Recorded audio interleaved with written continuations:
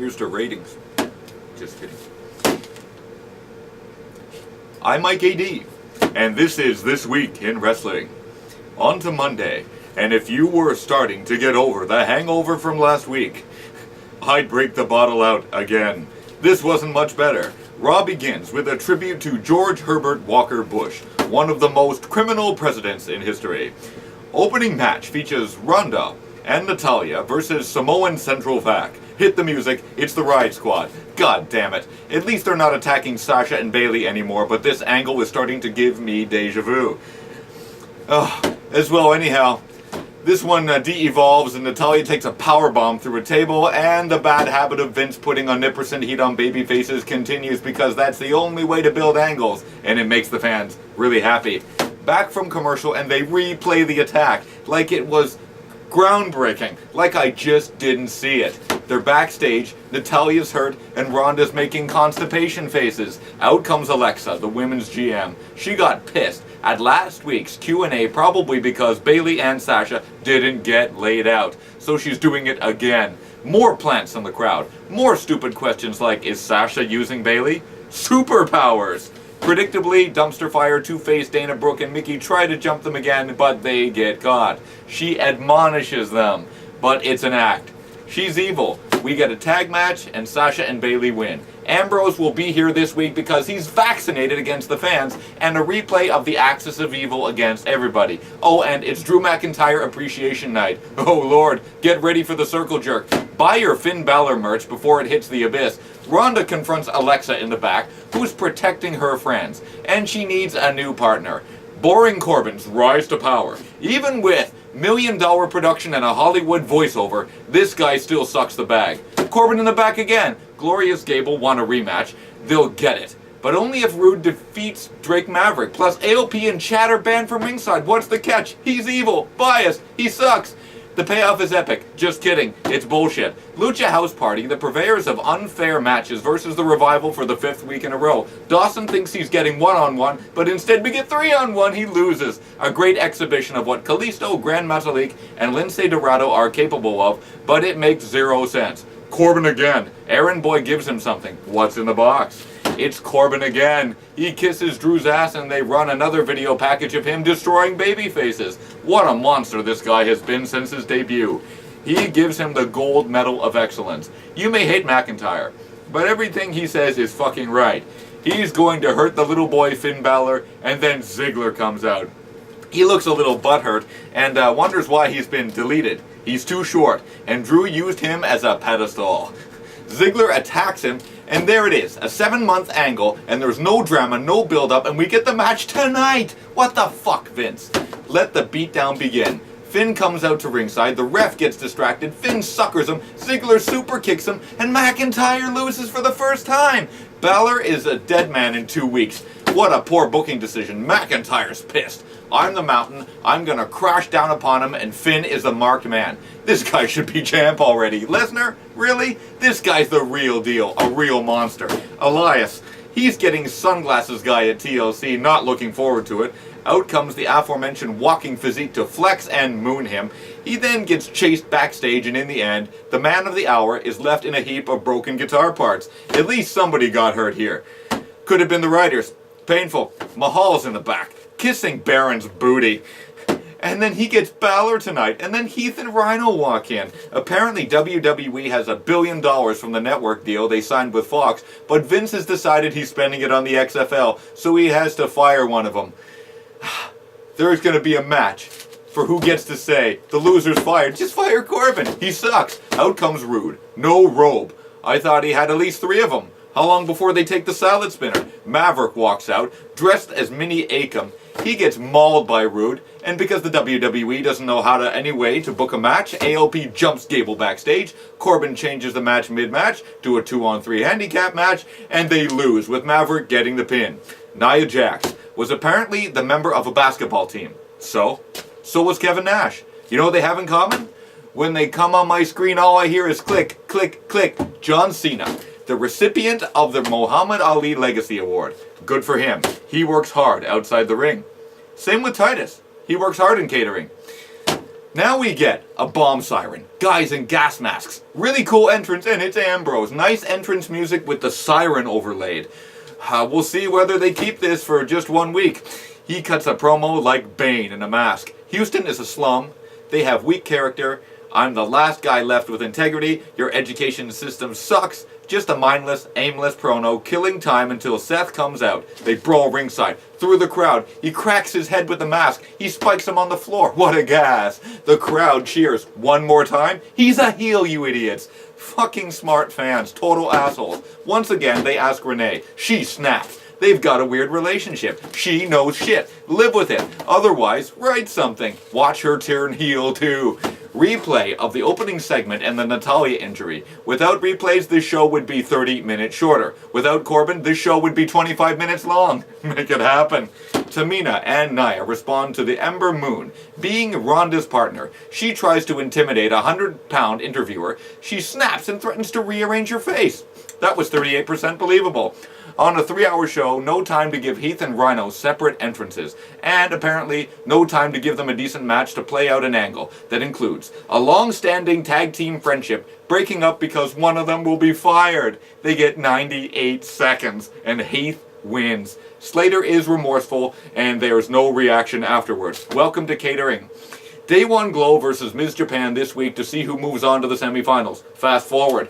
Corbin applauds Heath on the victory, who is concerned for Rhino. He then turns him into an official. Booking alert. Booking alert. Heath Slater, after being used as an official on the Go Home show, he then appears backstage at TLC, demands that he be the official at the TLC match between Corbin and Strowman. Due to Strowman's injury, many bells and whistles will be required to make this one work. Corbin agrees. During the match, Corbin gets the advantage because Strowman is not completely healed. Out comes Rhino. He spears Corbin. They screw over Corbin, allowing Strowman to win. Thus, Corbin is fired. It also provides him with some guys to work with after he becomes a wrestler again. Mahal versus Finn for what must be the 12th time this year. Lots of interference from the Singh brothers. And to whom my wondering eyes should appear. But Apollo Crews. He takes a kick to the ear. Finn wins. Welcome to the mid-card, Finn. The celebration is short because McIntyre jumps in backstage. Can't have too much of a good thing. The grotesque genetic mutation. Lars Sullivan is showing up somewhere. They have the potential to turn him into the next Lesnar. They also had the potential to turn Strowman into the next Lesnar. They fucked that up too. The Face Breaker and the Mirror Breaker take on the Arm Breaker and the Neck Breaker in the main event. This whole match is based on Ronda stalking Jax and Jax trying to avoid Ronda at all costs. In the end, Tamina takes the Eclipse, Ronda snaps her arm off, Tamina taps out, and the fans go home happy, basically. On to Tuesday night with Smackdown. The night begins in typical WWE fashion with a replay of the TLC announcement, the Battle Royal, and the Asuka victory. Good to see the women featured. Seems like the best thing on SmackDown for the last couple weeks. Tonight, we get the contract signing. A pretty good segment. Great fire from Asuka. Whatever she said. Looks and feels fresh because it's not the same interchangeable players. Looking forward to this historic match. But everything the women are doing lately is historic. Wait a few years when all these first times are spent. Will it feel special? Asuka wants to fight, but instead we get the universe's greatest creation and that MMA chick. Just great delivery from Mandy Rose. Too bad her in-ring doesn't match her work on the stick, because then she'd be something special. Anyhow, we get a predictable tag match with the two partners that seem to have conveniently repaired their differences against a team that is just waiting for an opportunity to disintegrate. And it doesn't take long. This whole match is a feature for Asuka and Charlotte trading aggressive offensive maneuvers and their opponents bumping all over the ring. Egos get out of control, one miscue, and Asuka KTFO Charlotte leaving the jobbers the win. Shane is in the back. The Miz is lonely. Doesn't he have a DVD he can glory hole or something? Jesus. He still thinks Shane is his partner. He wants him as the co-host to his show. And the trophy, the World Cup trophy, this thing is still around. Remember the Bragging Rights Cup? That thing disappeared after 3 weeks. It's their child. Wow, the Miz is excellent. Alert. Repetitive matchup alert. Hardy is against Orton again. But why? No idea. He kicked Hardy's ass and left him in a heap of rubble 1 month ago. Jon Stewart is in the crowd. Who gives a shit? Asuka and Day One glow tonight. Loser goes home. Let me know when it's over. TLC. Excellent. Awesome. Next up, a triple threat match containing one member from each of the teams in the triple threat match for the tag titles at TLC. Breathe. Good. That is not Juice of House Rules. It's Cesaro versus Xavier Woods and one of the Uso guys whose name begins with J. A very good match that featured simultaneous airplane spin and a Cesaro swing. Impressive. Once again, the Uso guy wins and the bars look like bitches again. Interview segment with Rusev, who's pissed about the Shinsuke attack. So pissed, he's hungry, makes food analogies, and wants to feast on the title. Not good. Apparently Becky Lynch went to Finn's wrestling school. Glad she didn't go to Finn's promo school. Sullivan is going to arrive somewhere, sometime. It's only down from here. Now the Miz TV segment. I'm trying to imagine. I can imagine this booking meeting. A 3-hour flight from Houston, Texas. What you got for us? You walk out during the Miz TV segment and dance for 7 seconds. The easiest money these two have ever made. They know this is a wrestling company, right? Where would these two be without each other? I mean, where would Carmella be without Truth? Yep. Good luck in your future endeavors. Anyhow, out comes Bryan, who has no plates on his belt. Nice touch. It has taken no time to turn this guy into a man who hates the fans, and it all took was just a bit of creative leeway and the right guy to execute it. He's a bookworm. He quotes Hamilton. He attacks the fans for their mindless consumerism, their carbon footprint, their methane gas emissions. He's a psychotic environmentalist whose only sin was kicking a man in the testicles one time. Ash Shinsuke. He kicked the same man in the testicles 5 times and he's still not over. And while we're on that subject, AJ should be infertile due to the testicular damage he sustained in the calendar year. Out comes AJ, he tries to escape, but he leads to The Miz leaving AJ laying. Commercial break. Then when we get back, AJ must have calluses on his balls because he got up and went to Paige's office and booked a match with The Miz. Wear a cup this time. Jeff Hardy versus Orton for what feels like the 10th time. Guaranteed Joe gets involved. Besides, Orton has to stomp that cockroach one last time. This was pretty good. Jeff goes to put Orton through a table and predictably, Samoa Joe, the local bartender, pours himself a pint. Just remember to drink responsibly in the age of access. Wow, is nothing out of bounds? Remember, same company that did a necrophilia angle. Next week, we're getting a rap battle with the Bar versus the Usos. Does anyone have a sex tape they can exploit this time? Okay, now it appears we're getting Asuka versus Charlotte next week. Why now, you idiots? Make it a no decision. Save the rematch for a big show. Remember, they beat the Charlotte streak at Fastlane after 18 straight pay-per-views. Building somebody up to make wins mean something? Fuck it. Daniel Bryan backstage. He's not running. He's going back to the ring to show Tom, Byron, and Corey how shit they are at commentary. And hopes his daughter kicks Byron in the groin. Wow, this guy is using Greenpeace level tactics here. Jeff Hardy and Charlotte versus the Fabulous Truth. Winner goes home. I'm already at home, not watching. Now for the main event. And despite all the distractions from Daniel Bryan, he taps out The Miz anyway. However, Bryan just goes nuclear, jumps him, stomps him, destroys AJ's knee, poses on the desk, realizes, shit, I have 45 seconds. Forget doing a Randy Orton pose. He then uses up every minute of TV time, jumps back in, puts him in the lock again. This is going to be a great match. Bryan has gone from savior to pariah in record time. On to Wednesday night with NXT, and we get Matt Riddle with flip-flops against Punishment Martinez. Jesus, they signed this guy too. He looks like getting a lot of offense than I thought, making Ono look like a chump. And speak of the devil, Ono jumps him and knocks him out on the ramp. And it's not over. A feature on Ricochet. He conducts an interview, and he's going to do an open challenge for the North American Championship. Heavy Machinery. Apparently they've been undefeated for several months now. They want a shot at the tag titles. Good for them. Love that team. 3 weeks from now, there will be a fatal 4-way to determine the #1 contender for the women's title. Bianca is already in. Next up, Roberto Carrillo and Raul Mendoza versus the Forgotten Sons. These guys are feisty luchadors and really exciting, but they lose to these biker-looking dudes. Good to see tag wrestling is about more than 2 guys they have nothing for. Velveteen interview, he can change a set. A television, at will. Maybe he learned Ambrose's trick. Undisputed Era is in the back. They're excited because they like 3-on-1 beatdowns and making fun of other tag teams. Vince does that on Monday night, just through shit booking. Hansen has broken ribs, a ruptured spleen, torn ligaments. Bone chip? Fucking Shayna versus Dakota Kai. These two put on an entertaining match, but Shayna predictably wins, and the 3-on-1 beatdown begins. Out comes Japan for the save. Shirai lays out Baszler, but she escapes with her life. Promo package for Dijak 2.0. With all these people they signed, I hope this guy doesn't get lost. And who exactly is left on the independent scene? Bobby Fish versus EC3 next week. Out comes Ciampa and his wife, Goldie. He's going to have the greatest reign in history and throw the switch on the smoke machine. It's Nosferatu. He evokes his rematch clause for his title match at TakeOver Phoenix. Out comes Gargano and makes you forget Ciampa was there. What an exchange.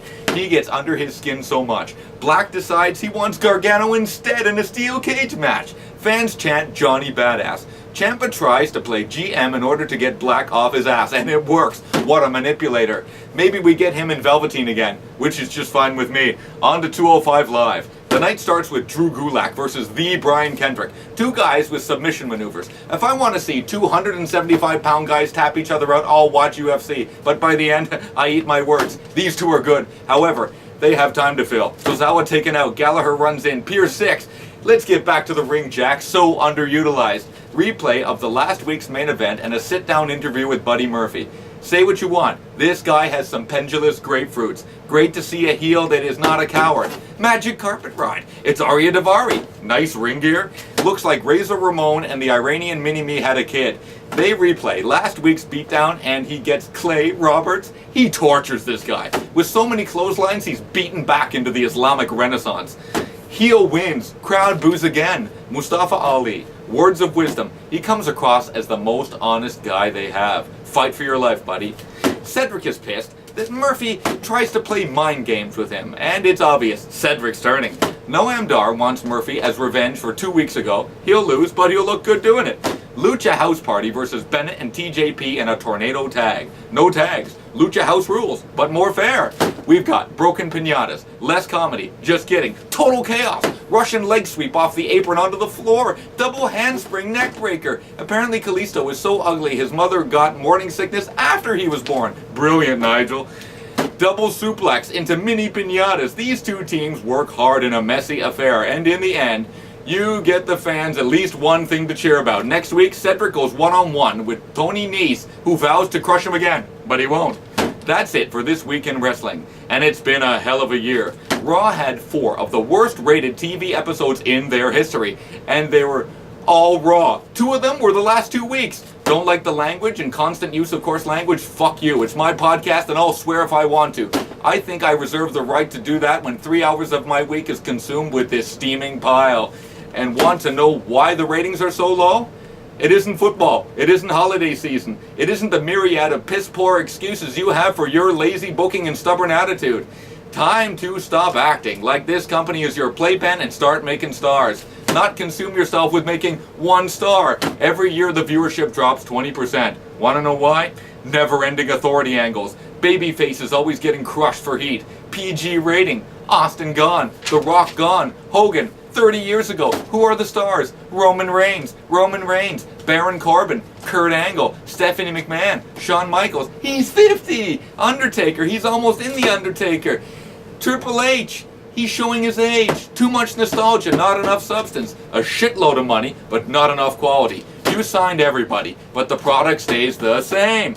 Constant pushing of one guy for 4 years at the expense of the roster. Fans treated like idiots, even berated by the announcers, ignoring smaller wrestlers because Vince has a hard-on for big oiled-up guys. We get no tournaments because Vince doesn't like them. Ignore tag teams because Vince doesn't like tag team wrestling. What does he like? I think we know. It's formulaic writing and forcing his hand up the fan's ass. So far, he becomes a sodomite ventriloquist. He doesn't like wrestling. He likes to ban words. Actually, he's so afraid of words, SJW should love this guy. Don't you see? Vince is the problem. Don't like the content? WWE is like eating poison. You vomit when you consume it. Call me an attention whore for making disparaging remarks. Just remember, I'm only a security guard. I just observe and report. See you next week. I'm Mike AD, and this has been the Knights of the Squared Circle Wrestling Podcast Extra, This Week in Wrestling. Last year, Vince sold millions of dollars of shares to launch his new XFL. This week he announced the 8 teams that will start the year. Maybe that means he'll be spending less time with the product?